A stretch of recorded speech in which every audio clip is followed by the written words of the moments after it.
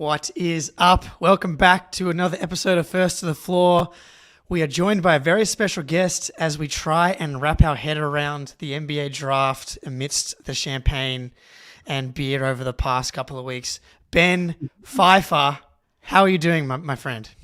I'm doing well. As I said before, congrats, guys. I know it's an exciting time for all of y'all Celtics fans. And the draft is probably just like, consolation prize at this point. You're not like stressing out like other fan bases. But thanks for having me on, guys. Yeah, thanks for coming on. The draft felt way more important last year, I'll say that for sure. But I know I can probably speak for Jake here. I love the draft. It's just super fun, you know.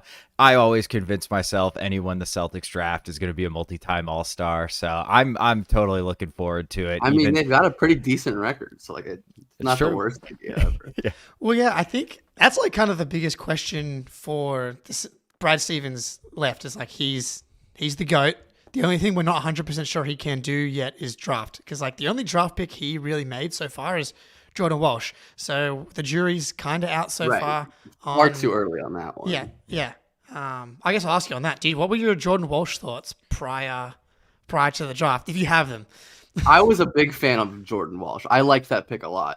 I think it made a lot of sense for a very deep team like the Celtics to pick a guy with pretty extreme upside on the defensive end, but would need time. And I think that's possibly going to be in the cards this year for how they go. But he had I watched him a couple times in the G League this year, and he always looked pretty good, at least doing the things that he does with regards to like tons of energy and defense. And there were some good driving moments. But yeah, I thought Walsh was like solid late first guy. I think the Celtics were a good landing spot. And I will say I do believe in him long term. So So do we. Yeah. Well, yeah, like, you know, I believed in Gershon Yabusele way too long and all of these. Zizic. Yeah, Zizic, big Zizic guy. Yeah, well, I mean, like, if you're going to be a fan, like, of a team, like, why not believe until, like, it's really time to stop believing, you know? If you're a fan of a team and you're not just, like, way too in on all of your picks, like, what are you doing? You know? Exactly. Right, yeah. I still think James Young can give us minutes, man. I'm telling you. So, Ben, why don't you kind of give us a little bit of rundown of how long you've been covering the draft and maybe how your approach has changed as the years have gone by, as you've seen more drafts? Yeah, so I've been covering the draft at least seriously since probably like the 2019 cycle. So this is going to be like my fifth or sixth draft, really doing content. I've done a bunch of stuff. I've written in a bunch of different places, made videos at a bunch of different places, did a little team side work, and now I'm back just making content. And you said like the things that have changed over the years? Mm-hmm. Yeah. That's a good question of specific lessons. I think I've learned to value like advantage creation and scoring a lot more than I used to do, because even if you're like a really talented player in a lot of other ways, if you can't score, it's really hard to get on the floor. I've come to value things like youth and feel even more. Like young players tend to break out, or early breakout players tend to be better. Really smart players tend to be better. I don't know if I've made any massive changes in my philosophy, but you know, just little things. Picking up on trends, guys who I got wrong. I think some of my big early fails, like being high on guys like Jarrett Culver or Killian Hayes, which were obviously not unique opinions, right? Sure. But I think part of the big issue with guys like that, especially at the top of the draft, which we're not going to be talking about today, was the inability to like create and score. And even if that's not your main thing, you pretty much got to be able to do it. As I think a team like the Celtics kind of forces every single one of their players to dribble and pass and do perimeter stuff. And I think there's a reason for that, you know? Yeah, like going through draft stuff for this team, it's hard and funny because I'm like, but all of our players can dribble, pass, shoot, and defend at a high level. But no one that I'm looking at pick 39 can do that. Like, how is that going to work? Yeah, it's like, what do you want? Yeah. What do you mean Ryan Dunn can't shoot? Come on, man. Yeah, and I guess that's kind of at the point. That's why I kind of wanted to talk a little bit like more broad draft stuff as well, just because like a lot of it, you know, feels kind of, for someone who's not a big draft person, it feels like there's like, just a randomness to it. Like obviously there's, even the guys at the outside of like the top 2-3 picks, the hit rates of those guys that end up like on the same team for their second contract is like shockingly low. But when you're picking it 4th overall, it feels like you're just guaranteed to get a guy that's going to be there forever and going to be a multi-time All-Star. But and you're like Josh Giddey was just traded a couple of days ago. Like there's another guy who was 6th overall, who has moved on from his first team. So like just accepting that like you never know kind of what's going to happen. And then obviously there are just some teams that are better than others. The Celtics have drafted pretty well. I know Danny Ainge had a couple of like late misses but like generally had a pretty excellent record. Yeah, and I think another big thing that I've learned and I've just like picked up on more is something that you get is how much of a patience game the draft is. And I think that's definitely something that the Celtics know. And they were patient with Jalen. I think especially they're patient, obviously patient with Tatum, but Tatum broke out really early. Whereas that was easy. It's hard to. It's rare that you're going to get instant returns. And even if prospects don't work out on their first team and their first contract, even if it wasn't like the quote unquote right pick, that doesn't mean they're not going to be good players or that they weren't good prospects. Like I think back to my first draft, like 2019 that I covered, I was super high on Kobe White, who for like a couple of years wasn't really looking like it was going to be anything. And last year, like boom, he breaks out, looks like a sub all-star level player. So it's like, year 4 or 5, I think most teams could generally benefit from more patience, which is part of why I think teams like Celtics and OKC and other of these, like in Denver, honestly, teams like that who are really good franchises tend to like be patient with the players they draft, even through ups and downs. I think that's definitely an important consideration and something that, in the case of the Celtics, they've definitely shown over the past decade or so that they're willing to draft players that might not be willing to contribute right away. And might be worth it long term because of that. Yeah, and Neesmith is the guy, right, that we weren't patient with, but then he still kind of broke out this year for Indy, But so like that's a hit for a draft pick wise. Thank you guys for Neesmith, by the way. Yeah, dude, you're welcome. You're welcome. He's the best, man. It did work. We were believers. I mean, Spoonie was like building a freaking castle on top of. Should see the shrine in my bedroom. Yeah. But do you have like your crown jewel draft take? Like you were high on a certain guy, or low on a certain guy that you feel vindicated for? The one that I always think of was being really high on Tyrese Maxey, which wasn't like wasn't like a crazy unique opinion, but I think I wrote an article back in like 2020, like the spring of January 2020, where I said he could be the number 1 pick, which obviously wasn't even close to happening. But I think you can make an argument that he could be in that conversation for a redraft. Probably not going to be over Anthony Edwards and maybe even LaMelo, but I think you can really argue that. Trying to think of what are my other ones. This isn't necessarily like an evaluation. I mean, I like this player, but you mentioned Giddey earlier, and I went on a Thunder podcast before that and like predicted that they were going to draft him, and they did draft him unexpectedly. So that wasn't as much of like a calling my shot on a player being good, more than like a calling my shot on a pick happening. I'm trying to think of anyone who was. That's even more impressive, honestly, because Giddey, I remember, was mocked at like 13, 14, 15 range, and him going at 6, everyone's like, "Holy shit!" So, dude, you nailed that.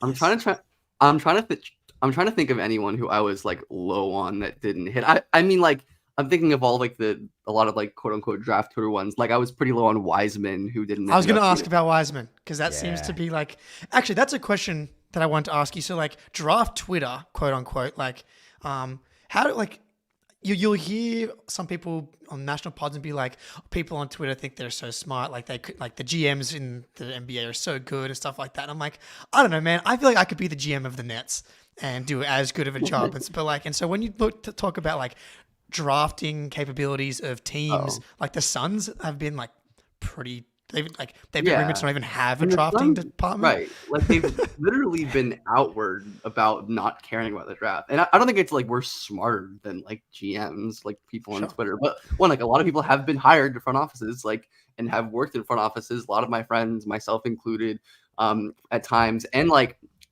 that there are a lot of GMs that we know are like bad either because of like nepotism or just like we know their track record. It's like anyone in any industry, there's going to be brilliant, good people, and there's going to be dumb, not so good people.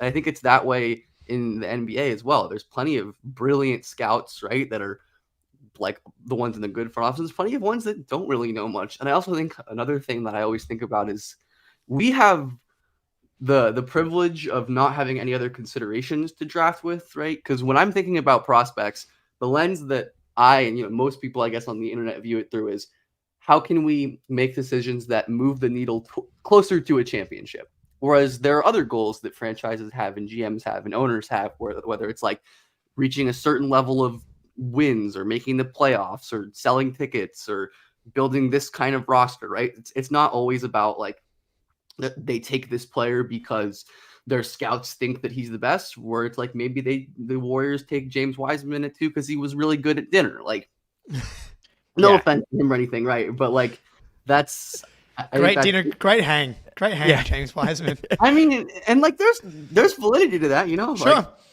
totally, man. Makes sense to want to employ people who are good hangs, but generally, I think.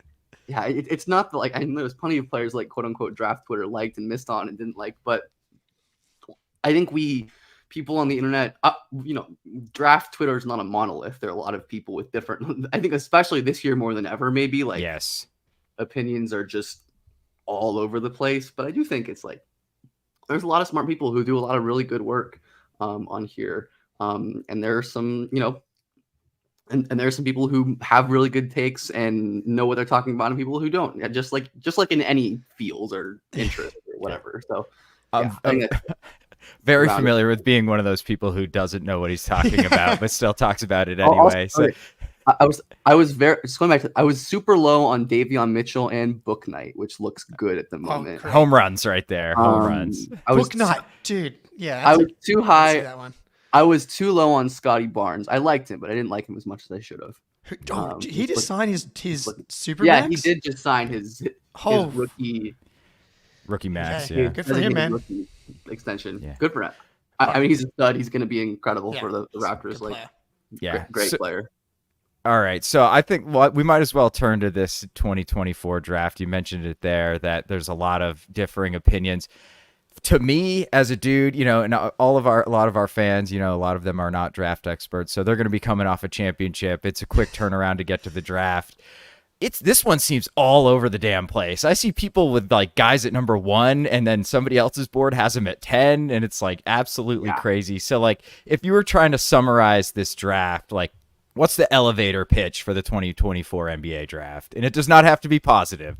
I mean, it's not positive. I don't want to like sugarcoat and lie, but I will say I think the main thing that I come back to is how flat it is and how samey the values of these prospects are. And I think that's one of the biggest reasons why there's so much variation. There is a lack of high-end talent. There aren't really super like legit lock star prospects like most drafts. There are very good ones, and there are prospects who can definitely be stars but might have more risk, or prospects who maybe aren't going to be stars but might be a little bit safer.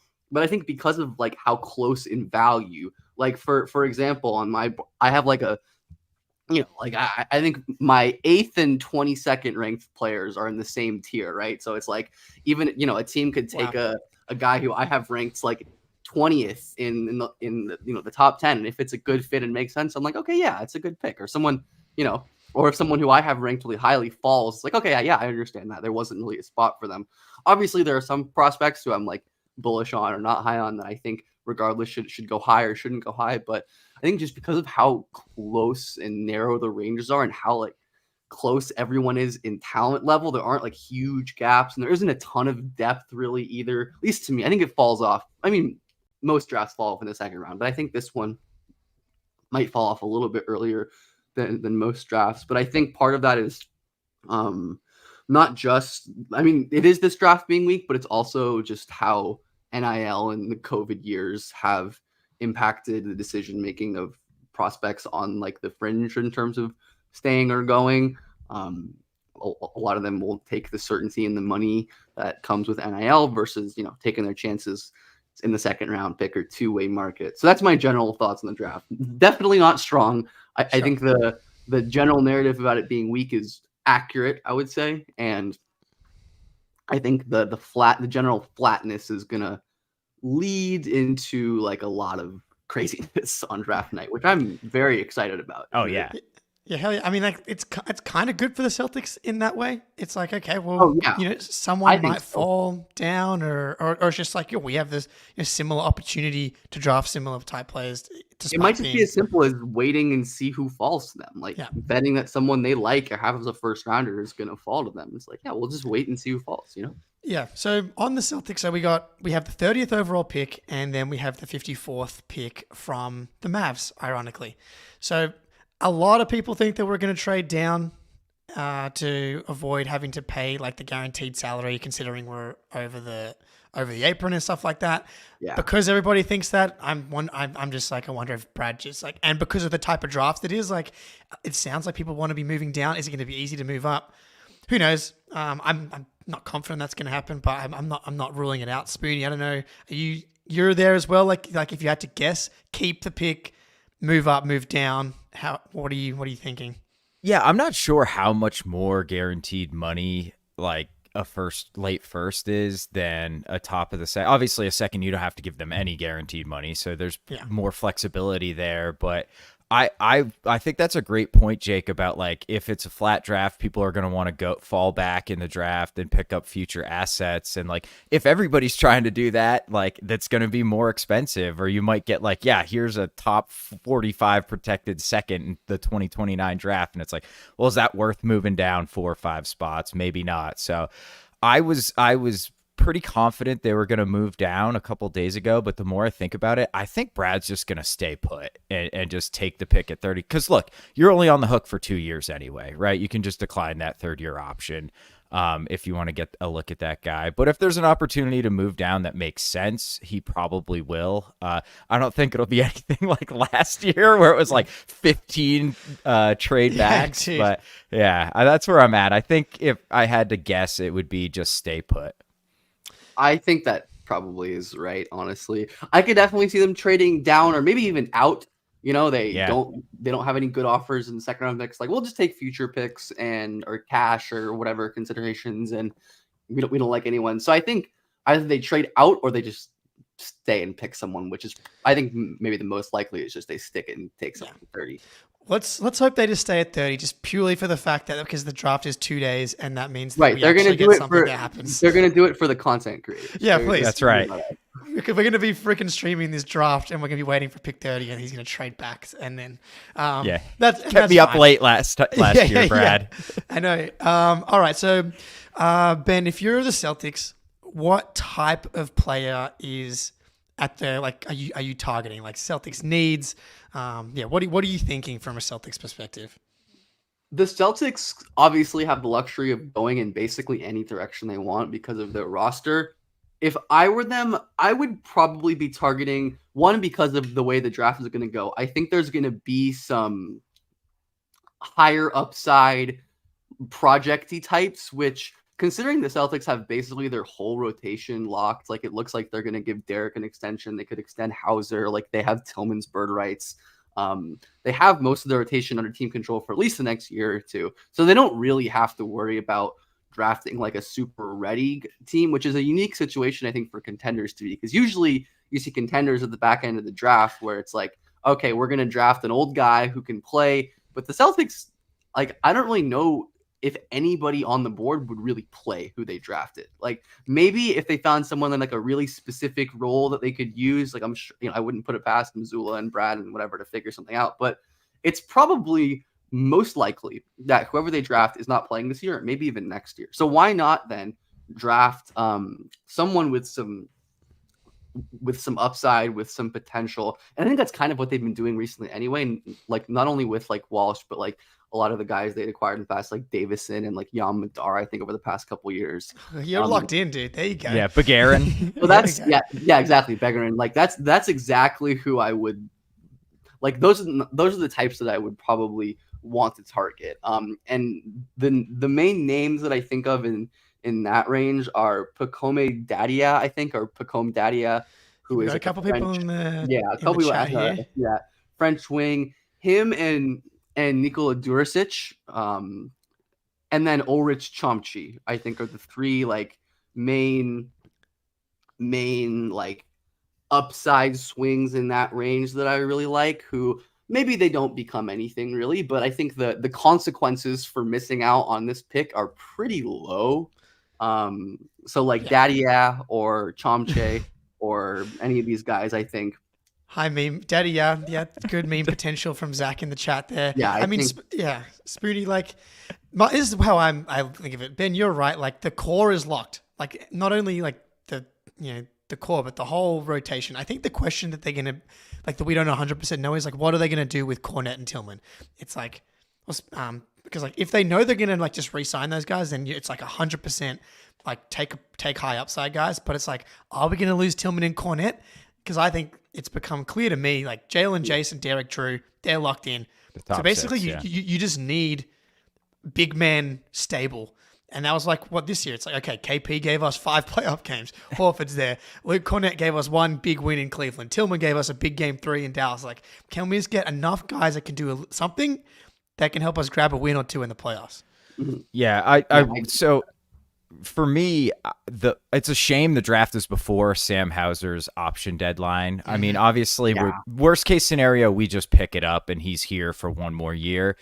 But if we knew he was extended, I would say, yeah, let's look for a big man, specifically a big man that can shoot, and hopefully we can teach him how to protect the rim, because that seems to be the issue with most of the bigs that can shoot in this draft. But if we have any indication Hauser's not going to be around for much longer, I would be looking for wings that can shoot, and they must be pretty confident they can teach guys how to play defense, because Hauser has turned into a legitimately solid defensive player. So those are the 2 ones for me, is that obviously, if somebody drops who you think is like, wow, this guy's clearly the best player left, you take him. But otherwise, I'd be looking for wing shooters and bigs, hopefully that can shoot, and maybe turn into a much worse version of Al Horford, because we're going to miss, he's irreplaceable. We're going to miss him. Yeah. Sure. Yeah. You should have him for at least 1 more year. Yep. Mm-hmm. Yeah. All right. So we'll pay some bills, and then we'll just go and talk about as many prospects until Ben quits. Go home and stop. He just hits leave studio. Yeah. All right. I've got to do a live one today. Okay. All right. I know the list.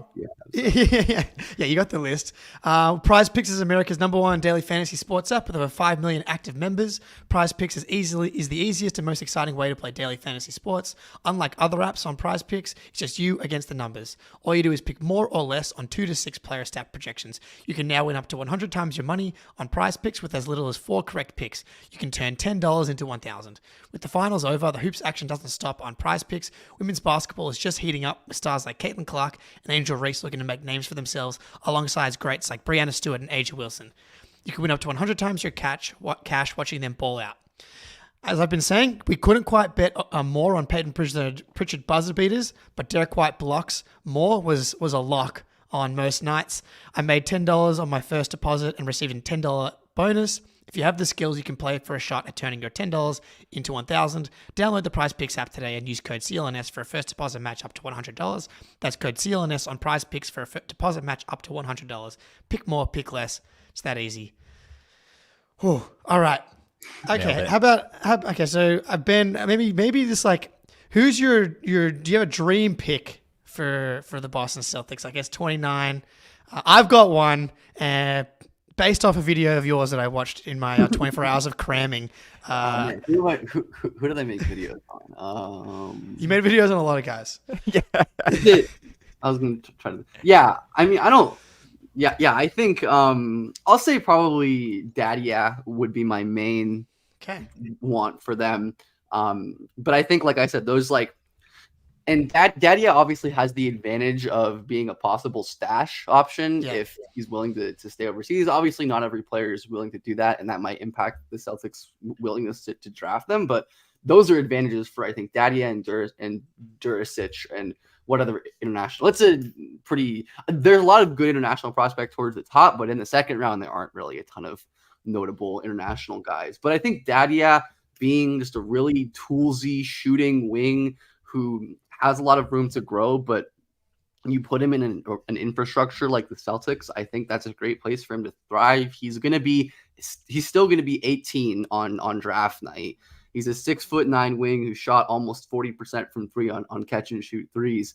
And he is more than that, though. A lot of it is just flashes, right? He's an extremely young player, but he's shown the ability to score off the dribble a little bit, to make some high-level passes with the ball in his hands. His defense, gonna need a lot of work, but if the Celtics are confident they can teach him how to play defense, right? He has great tools. He's super energetic. He plays with a high motor. He's always like running and moving and working off the ball. So I think overall, Dadia makes sense as a long-term upside swing, is not only someone who already, because of his experience playing in a pro league, he played for Radio Farm in the German league, which is the same team that Killian Hayes played on before he came to the NBA. Yeah, maybe I don't know if they're going to be avoiding that destination, but no, in all seriousness, I think his ability to like already play within an offense and be a good cutter and offensive rebounder and floor spacer is nice for his translation, as well as showcasing some of the higher end flashes with his burst and his on-ball creation and his playmaking. So as someone who needs to sit and needs the G League and needs more reps, and the Celtics are a place that he can get those without feeling any pressure to like contribute right away. There's even if like Hauser leaves, they could, and they want to go a different direction, like there wouldn't be so much pressure for a young guy like Dadia to contribute immediately. So he's probably my favorite Celtics pick, even though it's not by like a huge margin. There's like quite a few guys, so I could say are my favorite or who I would like if they made that pick. What if they went? What you want me to, Daddy? Well, no. Well, like I want to know who you want, or you want to throw out the next guy, because you called Jordan Walsh last year. I did call Jordan Walsh. I love. He's not on our list. I love Jalen Tyson personally, but he's got some serious issues. Yeah. Do you think he'll be there at 30? He's mocked there, but I find it unlikely. The rookie scale consensus board, which is like an incredibly useful resource, just like putting together a bunch of boards and mocks and in one place to see what the consensus has him outside of the first round. But I find that unlikely unless there's some like serious like medical or character concerns. But I love Tyson. He is incredibly talented, and I think he's someone who could play sooner, even though I think he's still got some upside. He is one of the most talented scorers in the class, like legit wing size at 6'7", an advanced pull-up shooting bag, can really drive, great burst and explosion. The main issues with him just come like with consistency, where he shows the ability to make some excellent passes at times out of the pick and roll, but sometimes he just won't want to pass. Or defensively, he'll showcase the ability to slide his feet and really move, but then he'll just zone out for a couple possessions in a row. Yeah.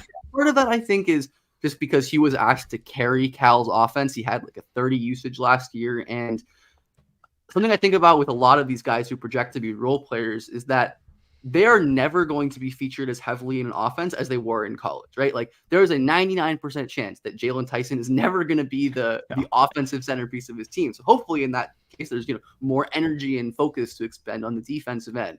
I think Tyson would be an incredible pick. I'm kind of skeptical he falls that far. Same. Even if that's like the mocks, I just don't. There are too many teams in that late first range, like the Pelicans, the Knicks, the Bucks, the Suns, that like make so much sense as a Tyson landing spot that it just seems, I don't know. It seems weird to me that a guy with his, especially even with his flaws, like the NBA loves these like versatile shooting athletic wings with like some kind of feel concerns. They've been all over that. So I don't think he's going to be there, but that'd be great if he was. Yeah. The 6'6" guys that can shoot, dribble, and pass, like they don't fall out of the first round, really. So some of the defensive tape I watched of him was pretty concerning, though. I will say that. Okay. But is like, I did like a defensive grading system for the first time this year, where I try to like weight defensive traits and come up with like a 1-number score. And Tyson was certainly on the lower end of that just as a result of his awareness and consistency stuff. But I do think he has the tools to improve. And I think Joe Mazzulla has earned the benefit of the doubt in terms of defensive coaching, to where I trust him to get the most out of whoever he gets defensively. Where I feel like with a lot of coaches, like offensively, I'm like, if you go to like a Spoelstra type, they're going to be good on offense. But whereas like I think Missoula's shown enough ingenuity to where it's like, okay, yeah, Tyson might not be a perfect defender and he might have a lot of mental issues and technique stuff, but I'm sure he can figure out a way to get something positive out of him. And especially if Tyson's a really good offensive player, you don't need him to be like a great defender. He can just be if he's just like a solid one, that's going to be enough for him to be a good basketball player. Yeah, and something we didn't kind of talk about at the top though, but like these teams that are confident and should be confident in their development, or also just from the outside perspective, which teams are good at development and can put guys in places to succeed. Like the Celtics have kind of shown that with Hauser, or the Spurs developing Derek White, or the Heat developing everyone. And so like as opposed to other places like the Pistons, for example, over the past couple of years have not kind of proven to be able to put guys in positions to succeed for a couple of different reasons. My guy, you like him, Ben, from what I've seen. You've got him at number 17, but he's lower on a couple other places. Day'Ron Holmes. I watched your Dayton George Washington video, and he's the most Al Horfordy guy I've watched in the last 24 hours. High praise. All of us need to also accept that there will be no Al Horford replacement. That's just the reality. Is that it's just going to be a different universe once he's eventually gone. Even 38-year-old Al Horford this year was incredible. But yeah, so he's kind of, again, this draft's all over the place. Like you've got him at 17. I've seen other places have him like. Yeah, the rumors are, it's super weird because Duran was someone who like, again, like quote unquote draft Twitter people were like screaming basically since last year that he's going to be like a first round pick, a top 20 guy. But it seemed really late for the league to catch on, and there are like tons of rumors that he has promises and stuff like Denver, New Orleans, Oklahoma City, right? So I would bet he's not there at 30. But if he was, he would be like the most perfect Celtic big who can.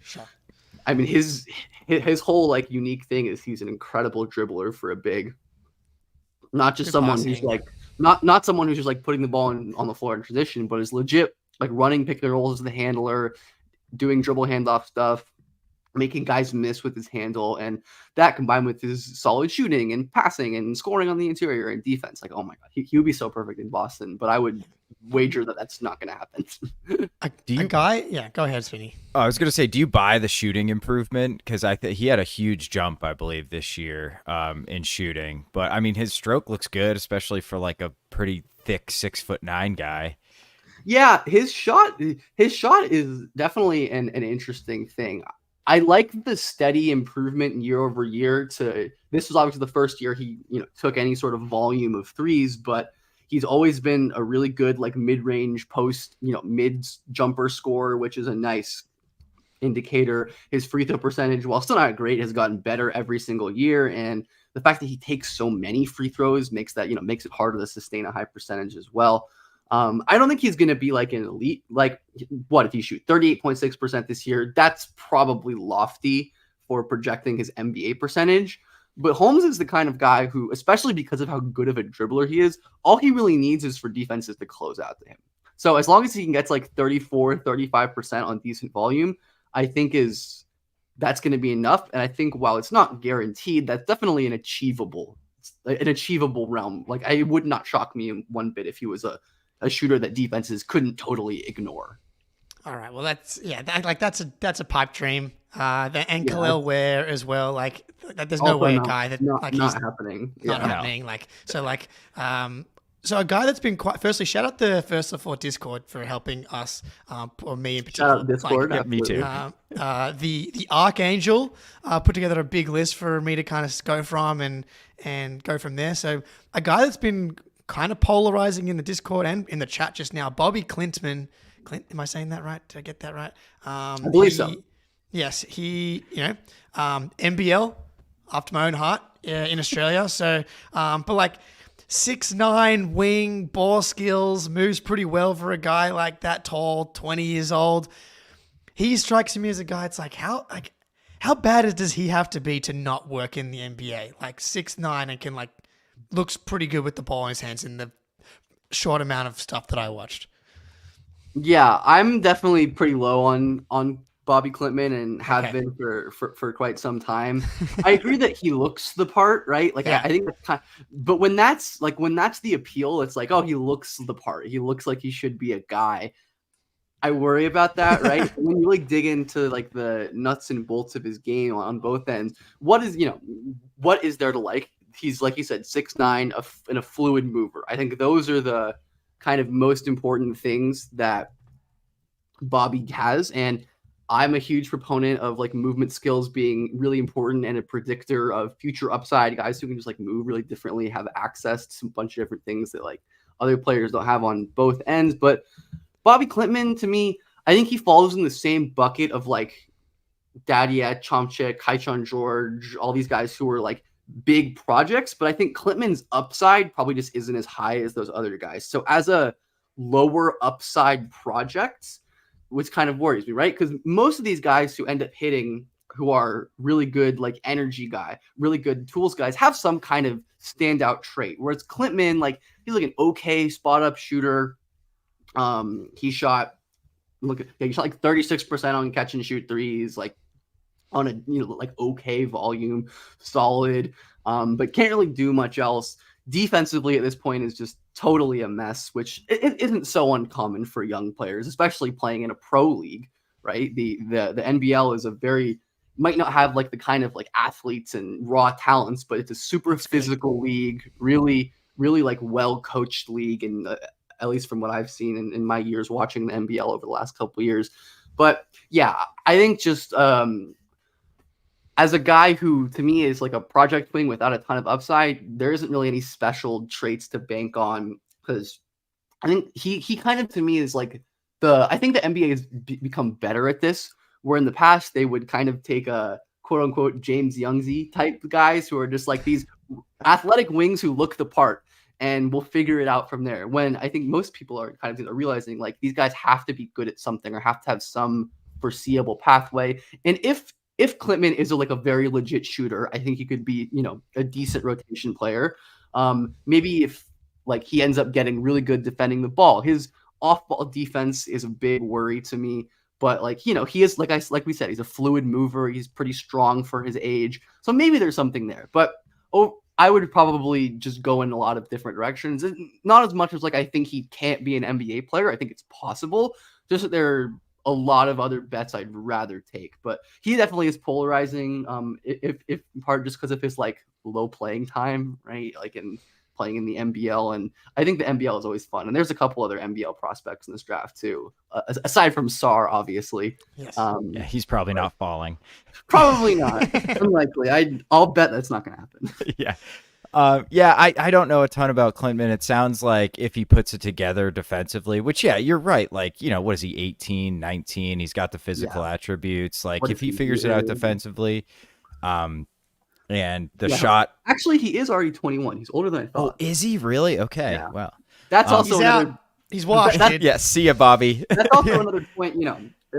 Again, it's like if a guy who's like 18 or 19 is making these kind of mistakes, and it's like, okay, yeah, that's happened. But at 21, usually players tend to be a little bit more developed in terms of their ability to like do the little things and feel the game. And not always, right? There are older players who end up working out, and a lot of times in the late first round, but it's not like a good sign or anything, right? It's not like I'm not drafting a player because he's 21, but I'm noticing that it's a data point.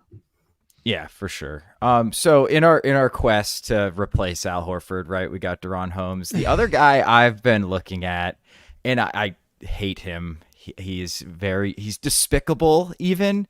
But Kyle Filipowski kind of has, like, he can shoot it a little bit. He's pretty good on the short roll. Like, he's not great defensively, but there's some flashes there, especially if the shooting is real. And his jumper looks really good too. I really like Flip, and I think like I have him in the top 20 of my board, and I probably would have taken him in the top 20 last year if he came out.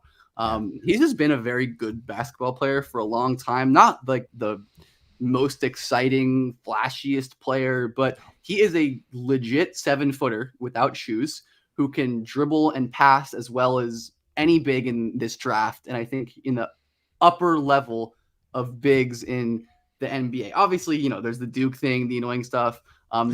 People don't like whatever, but like I know Jason Tatum, pretty good Duke player, worked out all right for us. There you go, right? Like he's very easy to hate, but also you're gonna love him when everyone else hates him and he's 100%, right? Yeah. Like then you're just gonna that's gonna make you love him even more. But yeah, I don't think Flip is gonna be like a star or anything, but I think he's a really good bet to be a versatile offensive big in the league. And I think about the Celtics as much as any team in the league who values their bigs to be able to dribble and pass the ball and make decisions on the fly. And I think if Filipowski is a good shooter, which again, his shooting improved this year, up to 35%, which I think is a totally reachable benchmark for him. We're just kind of like Holmes. Honestly, there are some similarities, at least broadly, where it's like because of how good he is at dribbling and getting drive angles and passing, all you really need is for guys able to close out. And unlike Holmes, though, Flip will legit like take step back threes and like shoot off movement and stuff. Whereas Holmes is mostly just like he'll shoot the open ones he gets. Where Flip is like, I'm trying to create shots. Which I think at this stage, even if that's not going to be really part of his NBA role, it's a good sign that he can do that and he has the confidence to try that. So I think Flip would be an excellent, even like Al, but even like a possible Cornette or Tillman replacement as a third big this year. I think it always helps to shore up at a position where their main investment piece in that center is quite injury prone, even if he's incredible. Yeah, I think there's a couple bigs. The more we look at this, I mean, Holmes isn't going to be there, but even aside from Holmes, there are a good amount of bigs in this range. Like Holmes, I said Chomchi. I do like Chomchi. Like I was watching your video Mogbo, before, even though he's not really a big. Yeah. Someone in the chat just asked about. I think did the Celtics work him out as well. I've got Jonathan Mogbo, right? Yeah, Celtics worked him out. So talk a little bit about him. We can go through some of the guys the Celtics have worked out. Yeah, that's probably a good idea. Mogbo is super weird, because like you see, he's a 6'6" center who doesn't shoot, and it's like, probably not, right? But then you see he has like a 7'2", 7'3" wingspan. He dunked the ball more than anybody not named Zach Edey in college basketball, which is a pretty good feat. He is a ludicrous athlete above the rim, getting by other bigs and even wings with his burst and his speed. Super strong as well, and played a really unique role for San Francisco, where he was obviously like their post-up center, but he was also bringing the ball up the floor, passing the ball from the high post, and continuing this theme of the Celtics looking for bigs who can dribble and pass. That's Mogbo. And even though he's not a shooter, like doesn't really shoot mid-range jumpers, not a great free throw shooter, but Mogbo has taken a kind of a weird path. Like he was a JUCO guy who then went to Missouri State and then to San Francisco. So better comp every year and has gotten better every year pretty much and has expanded his game every year, which is obviously really important. And then defensively is, really like not the most amazing defense, like the most amazing defensive player of all time, but he is super toolsy, athletic, like generally pretty smart. So Mogbo is a guy who also has a wide range, right? Sure. Like I know there are teams early in the top 20 who really like him and would draft him. You'll see him in mocks in like the 40s, but I think he would be an incredibly good fit.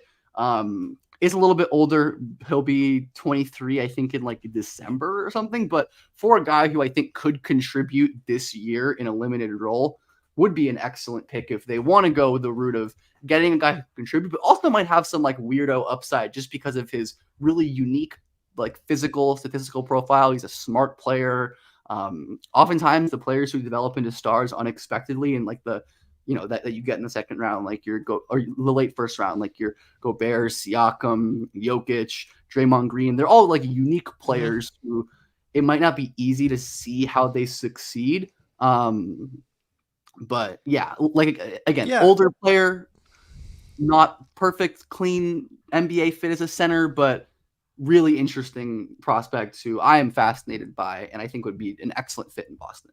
Well, yeah, I think that's like obviously. I mean, Draymond Green. People have kind of stopped doing the like he could be the next Draymond Green thing because he's 1-1, which is As they smart. should. Yeah, Yeah, I was yeah. gonna. But That's like, probably the right but I call. guess like you think about the reason, a part of why that like the Draymond thing works so well. I mean, Steph Curry is like a game breaker in like the types of players you can use in different ways because he just changes the geometry of how your team can play basketball. And the Celtics are similar to that in a way, in that like, assuming Kristaps Porzingis is able to continue to keep playing basketball, it's like, well, you've got 4 shooters, one of which is your center who's protecting the rim and can space to 32 feet. So if you're plugging in a guy like Mogbo, who's a 4/5, but like can be a monster on the boards, defend a couple of different positions, still keep the offense moving in like with just like feel.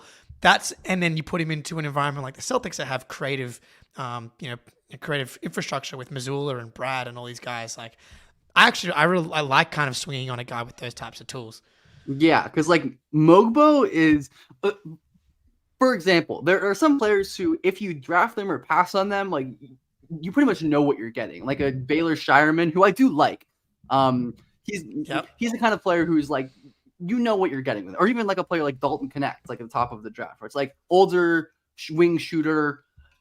If you pass on that, you know what you're passing on. Whereas Mogbo, like, he could be something much greater than that and much more impactful. And even if they don't necessarily work out, like the floor isn't as high, or I don't even want to say the floor not being as high, but is it not being as easy to conceive? It's like, I don't want to be the team that passes on Mogbo at 30 and he turns into like some weird high impact starter, right? So that's part of another reason why I like Mogbo so much.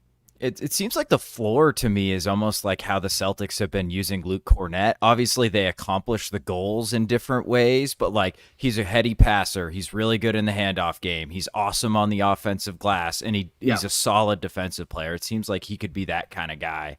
For sure. Yeah.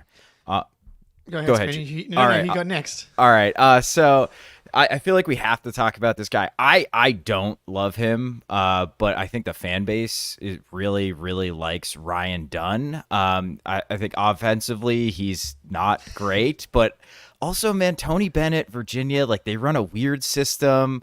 He doesn't allow those guys a lot of offensive freedom. So I wonder if he gets into sort of a more open floor, more spread offense. Maybe he can show a little bit more, but obviously, defensively awesome. But how do you feel about Dunn at 30 for the C's? Dunn would be a fine pick. I think there would be guys I would prefer more. There would be picks I would like a lot less. I have Dunn like in that range pretty much exactly on my board, and it's my evaluation. And yeah, he is just such an extreme polar opposite player where I think Dunn is like, not maybe in terms of projection, but right now is clearly the best defender in the draft. There's not a player in this draft who's a better defender than Ryan Dunn. But I think on the inverse, there might not be a player who's worse offensively than Ryan Dunn. And I think for a team like Boston that asks a lot out of all of its offensive players, it's pretty rare for non-true centers to like exist in the Brad Stevens era Boston Celtics without being able to do stuff on the perimeter. But I think Dunn would be a worthwhile swing because he really is one of the ultimate like if he shoots types, where Dunn is like a really, really poor offensive player. My general comparison or thought about Dunn has been like a Jared Vanderbilt type who has some like real utility in certain matchups. Like he was chasing Steph Curry on screens in the playoffs a couple years ago. But then again, we'll just get totally played off of the floor either, really. But it's very rare for players who were that poor offensively in college, right? Like I do think there is some of the Tony Bennett has done basketball war crimes, and yes, like it's doing him no favors. That is 100% for sure. But again, terrible free throw shooter, not good touch indicators, not a willing shooter really. Is a okay passer, but nothing really crazy. If they feel confident that they can develop his offense and get him to the point where he's hitting spot up threes, because I can't imagine he's ever going to be like a real like driver, decision maker type. So it's a hard sell for me Boston wise, just because of the kind of offense they play. But I do think if they're just like through the kind of view of we're swinging for upside, we are looking for guys with special traits, then I think Dunn makes sense. I definitely see the I would say I'm pretty like centrist on him, and I see the positive and negative arguments. He's a very interesting player, though, I think, for sure. Yeah, absolutely. All right. Well, before we move on, before Jake throws out another name here, we've got to pay the bills. First of the Floor is brought to you by Game Time. If I were lucky enough to be in Boston right now, I'd be filling the void left by the end of the NBA season by getting into the Red Sox and the MLB. Game Time is authorized ticket marketplace of Major League Baseball, which makes getting tickets faster and easier. Prices on Game Time app actually go down the closer it gets to the first pitch. With killer last-minute deals, all-in prices, views from your seat, and their lowest price guarantee, Game Time takes the guesswork out of buying MLB tickets. I'll actually be heading up to Pittsburgh, about 70 miles north for me, to watch my least favorite English Premier League team, Liverpool, play Spanish Giants, Real Betis, and my buddy got the tickets on Game Time. He was able to take advantage of all the great Game Time features such as last-minute tickets, flash deals, and zone deals. Easy to find and buy MLB tickets or any other ticket for every kind of event in your area. You can preview views from all of the seats in the venue, plus lowest price guarantee, event cancellation protection, job loss protection, and more. So take the guesswork out of buying MLB tickets with Game Time. Download the Game Time app, create an account, and use code CLNS for $20 off your first purchase. Terms apply. Again, create an account and redeem code CLNS for $20 off. Download Game Time today. Last minute tickets, lowest price guaranteed. Well done, brother. Thank you. Yeah, I'm very impressed by your ability to do ad reads live. That's like as someone who has run and edited a podcast, I'm like, that's impressive. Thank you. We're flying from the hip, dude. Championship pedigree over here. Dude. That's right. Yeah, we're printing it for the finals. Yeah, it's an interesting on one. It's like two things. It's like, okay, do you draft a guy like someone in the chat said, Brissett can't shoot or score, but he was helpful in the regular season. He even helped us win game 2 against the Pacers, and then the Pacers kind of figured out the small ball thing after that. But like, he's not a playoff guy. Like, he's not going to be a guy that's ever going to be in a playoff rotation. Like, Dunn, I think with guys like Brissett and I saw someone like Jalen, those guys were significantly better shooters than Dunn at the same age. Where one of the main predictors of shooting improvement, or I'll say two are. Well, I think most people know about free throw percentage being important, and like volume at a young age is really important. Being willing to get shots up, and it is quite rare for players who do not shoot to then become high volume confident shooters. And just looking at some numbers, right? O'Shea's freshman year, he shot 7.3 per 100 attempts on 33%, 78.7% from the free throw line. Jalen Brown at around 6 attempts per 100, very low percentages, 29.4, 65% from the line. Ryan Dunn in his sophomore year at Virginia this past year, 2.5 attempts per 100, 35 total attempts, 53.2% from the free throw line. So it's like, even though I do agree that like it's possible that he ends up being a shooter, like the level. That just sounds like hope, though. That's just like I'm just like hope. It's like the level to which Dunn is behind is like much more than a regular like bad young shooter, right? Where it's not like it's like, okay, this guy, he's like 66% from the line, 30% from 3 on decent volumes. We can work with that. Or it's like, no, Dunn is like a hesitant on open catch and shoots, which again, I think it's possible. Like I wouldn't totally rule it out. And I think because of that, he would be worth a swing in this range. I want to make that clear that I think I absolutely understand the hype and like wanting to take it, but it's like I don't know. I would not feel good about betting on Dunn to shoot threes at any point at like a meaningful clip. It's just not. It's not something that our like that history suggests is going to necessarily be a thing that happens. So. Yeah, well, like going back to that thing, how we said like teams have different goals. The Celtics should be drafting guys that they want to play in the playoffs potentially, and like Dunn is not. I think he could be a regular season guy, but it's like I think we can find veteran minimums guys that can fill regular season eating eater's role similar to O'Shea Brissett.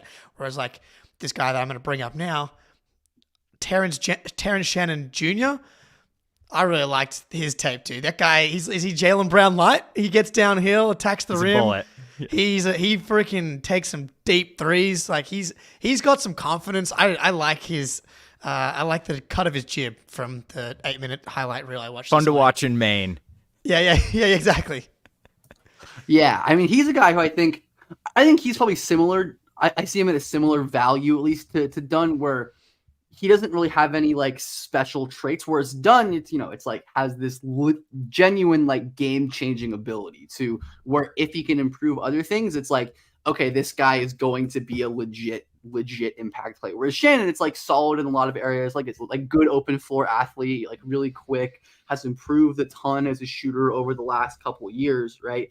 But one, as we kind of talked about before, is like quite old. I think is he Yes. already 24? I think he's not quite. Yeah, he's close. He's about to turn 24, right? Yeah.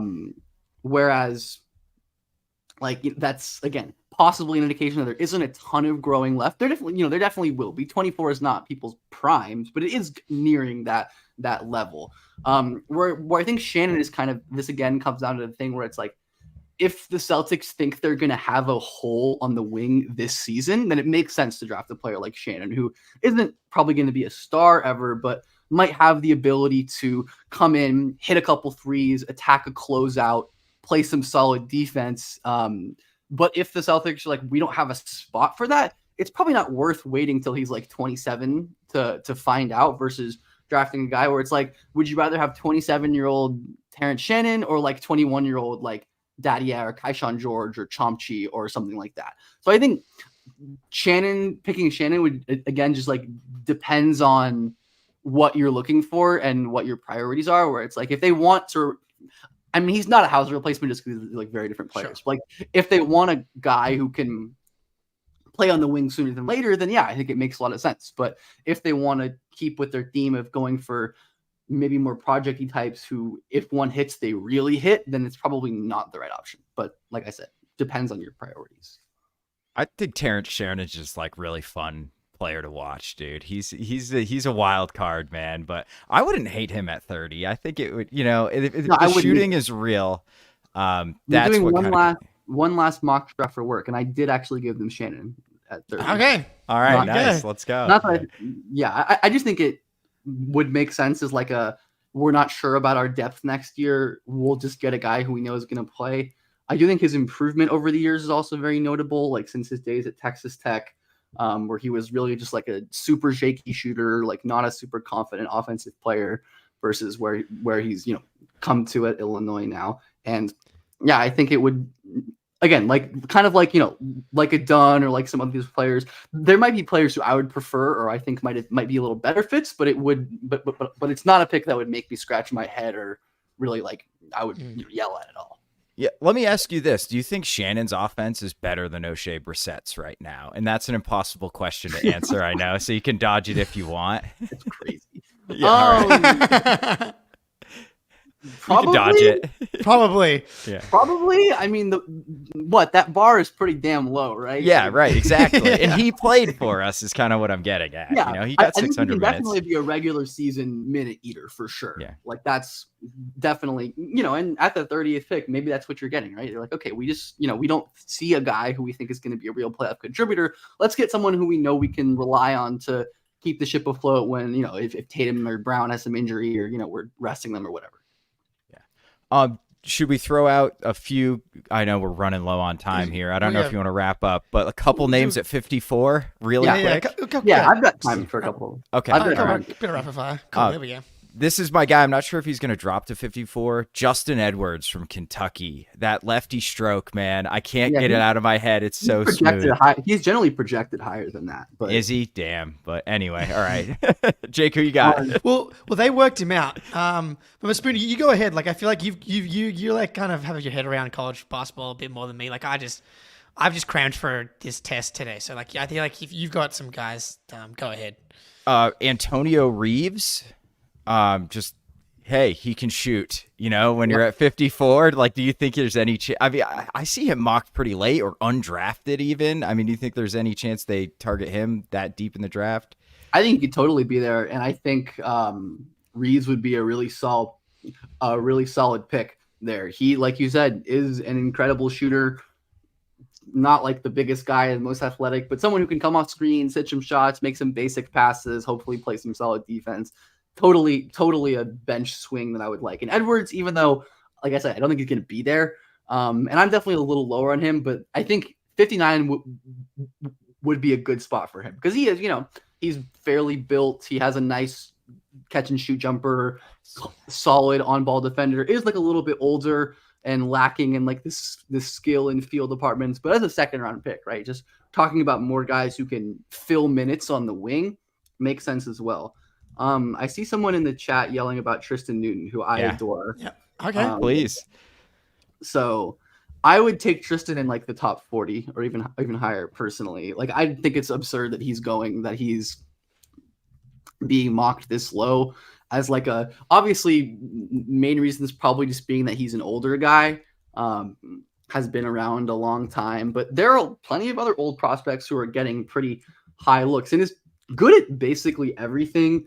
A good shooter, one of the best passers, one of the best pick and roll players, period, in the draft. Really effective driver and slasher, crazy smart player on both ends, incredible screen defender and ball defender, very, very smart player overall. He is someone who I think could legit be like we can fill playoff minutes with this guy in year 1 or 2. And I don't think that's something that I can say. One thing that this draft does have a good amount of, the small guards are pretty good. I mean, and it's not even that small, where I think a lot of these small guards who end up flaming out of the league are just like they don't have the size to compete. Or I think of like I don't know, like guys who I liked, like Malachi Flynn or like Cassius Winston, who super, super talented, gifted players, but just couldn't hang. Or even think about a guy like Pritchard, who was an older guard who succeeded. And I think a big reason for that is because he's always been really physical and strong and can hold up. And though Newton isn't like strong, he's like wiry thin, he's tall and long.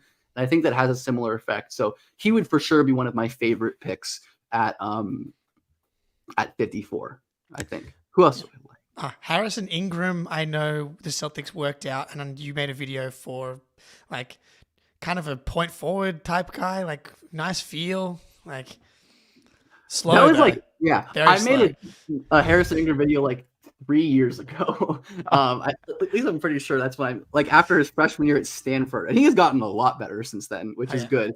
Where at this point he's more of like an off-ball wing type, but another one who I think at 59 or like 58 or whatever would be a monumental steal as someone who just should not be there, and might fall because he's a little older or not super athletic, but again, improved a ton as a shooter this year. Not the greatest indicators in terms of free throw, but like the volume is good. He's a great mid-range scorer, super smart passer, really smart defender.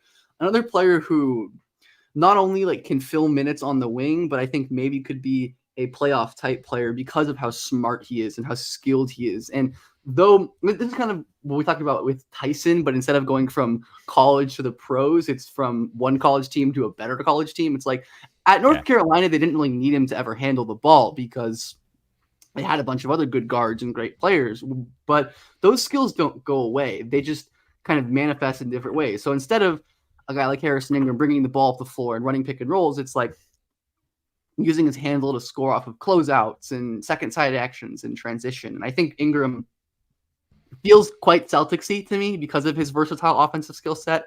Another one who I don't think is going to fall. I would like to say something about Chomchi a little more. Yes. Yeah, please. Dude, because if they think they're keeping Horford and Tillman, man, this guy, like Robert Williams, like if we could draft Robert Williams, this doesn't exist because Robert Williams is perfect, but I like Chomchi. Except his knees. Except for the knees. Yeah, we're drafting Robert Williams with functioning ligaments. Like that Please. But yeah, Chomchi is someone who they might have to take at 30, or maybe he'll be there at 54. I have no idea. I've heard that there are teams who like him who are picking in that late first range. I've also seen plenty of mocks that have him late in the second. So I don't really know where he's going to go, but he to me is one of the most intriguing upside swings in this entire draft. I think he is the single youngest player in the draft, if I'm not mistaken. Yeah, he is. Yeah. He's not even, he'll be 18 when the draft happens still, I'm pretty sure. Yeah, he'll be 18 in like 6 months, which is crazy. Or he'll be 19 in 6 months, I mean. Yeah.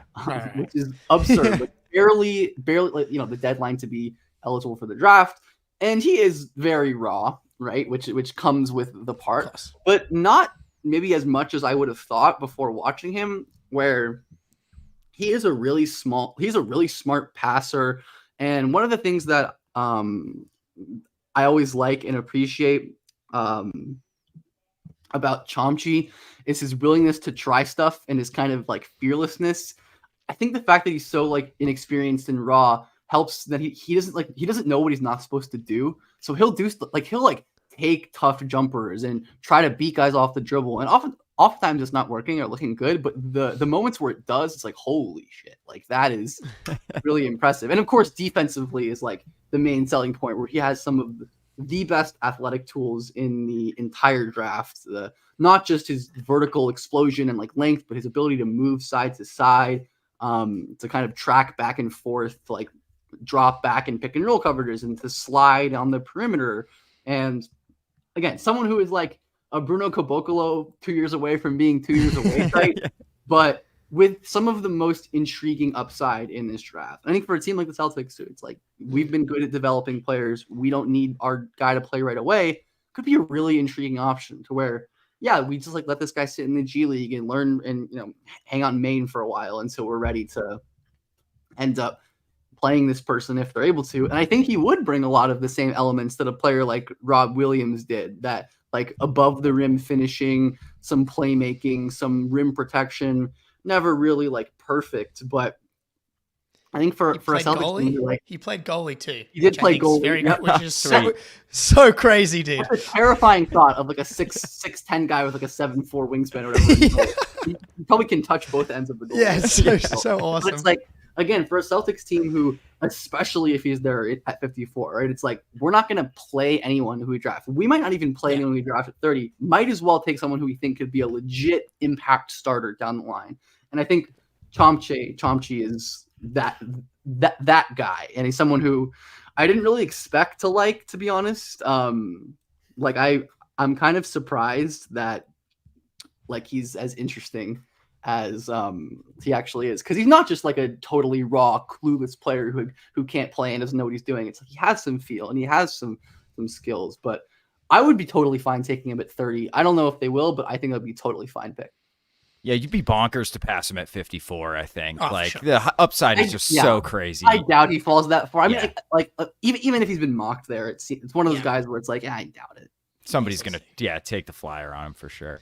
I'm kind of out of names here, Jake. All right, I'm because that's good. Let's let Ben get rid of it. Unless you want to throw any more out. Like, it's up to you, man. Let's do it. I saw someone in the chat saying about AJ Johnson, who I do like, and I feel like I can pander to your NBL bias.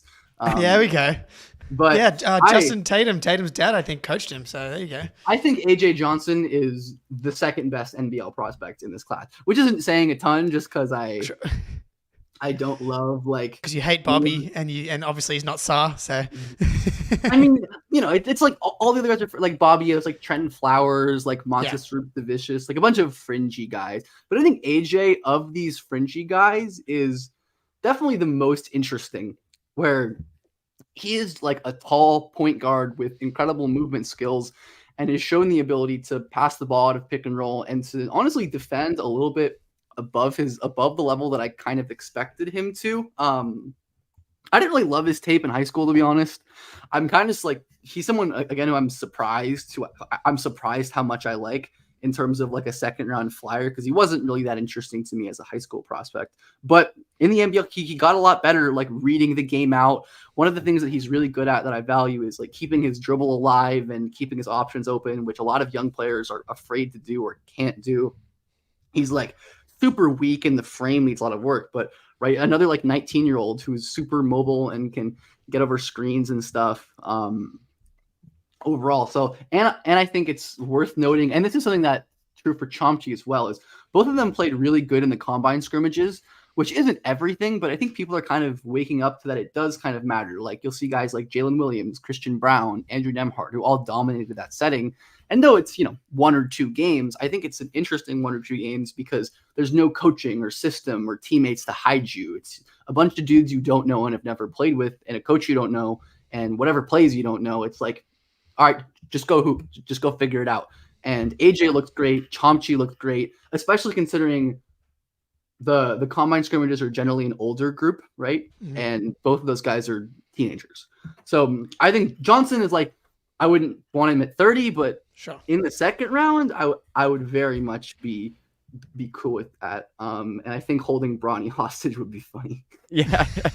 How's this for a comp for AJ? Like a smaller version of Jalen Johnson, just like athletic, long, good handle. And that's kind of about it right now, but there's something there. Yeah, maybe. I mean, just like someone who can That's a really no. like. That would be great.